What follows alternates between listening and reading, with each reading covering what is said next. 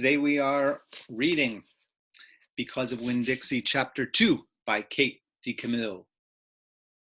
When we left it yesterday, Opal had met her new dog that she named Winn Dixie, and the two of them were walking home to meet with the preacher. Let's see what that's about. Let's get right into it.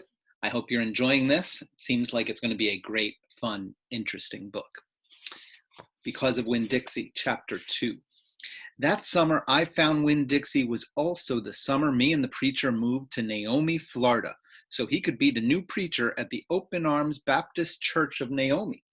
My daddy is a good preacher and a nice man, but sometimes it's hard for me to think about him as my daddy because he spends so much time preaching or thinking about preaching or getting ready to preach. And so in my mind, I think of him as the preacher.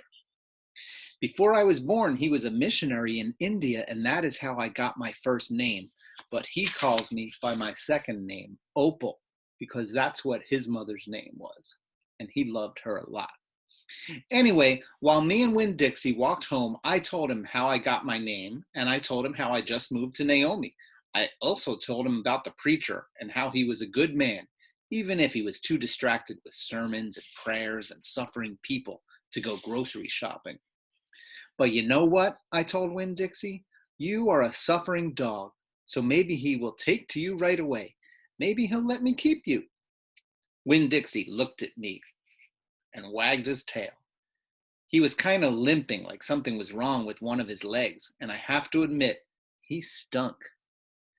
Bad. He was an ugly dog, but already I loved him with all my heart.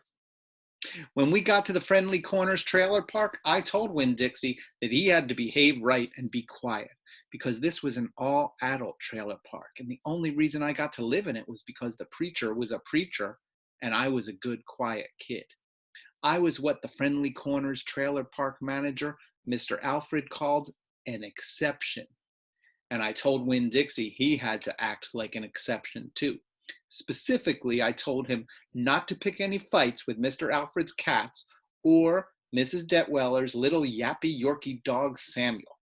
Winn Dixie looked up at me while I was telling him everything, and I swear he understood.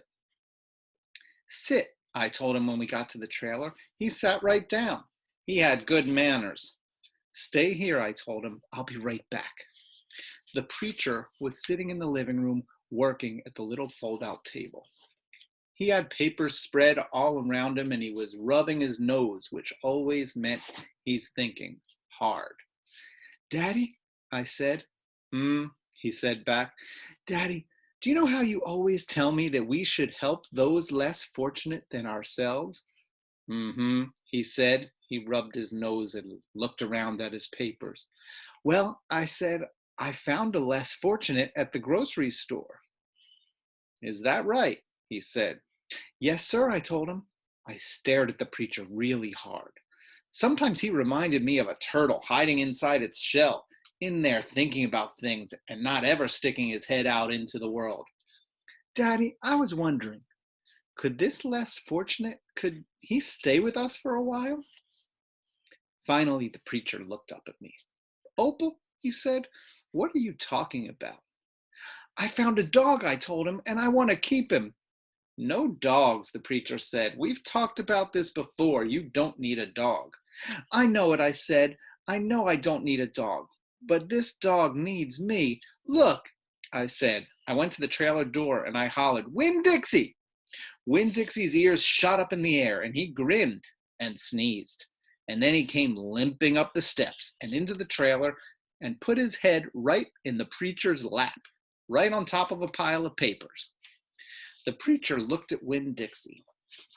He looked at his ribs and his matted up fur and the places where he was bald. The preacher's nose wrinkled up. Like I said, the dog smelled pretty bad. Winn Dixie looked at the preacher. He pulled back his lips and showed the preacher all of his crooked yellow teeth and wagged his tail and knocked some of the preacher's papers off the table. Then he sneezed and some more papers fluttered to the floor. What did you call this dog? The preacher asked. Winn Dixie, I whispered. I was afraid to say anything too loud. I could see that Winn Dixie was having a good effect on the preacher. He was making him poke his head out of his shell. Well, said the preacher, he's a stray if I've ever seen one. He put down his pencil and scratched Winn Dixie behind the ears. And a less fortunate, too, that's for sure. Are you looking for a home? The preacher asked real soft to Winn Dixie. Winn Dixie wagged his tail. Well, the preacher said, I guess you've found one. And that is the end of chapter 2. So we're off to a nice start. It looks like Winn Dixie is becoming family with our friend Opal and her dad, the preacher. I hope you're enjoying this book. I think it is going to be real fun for our class.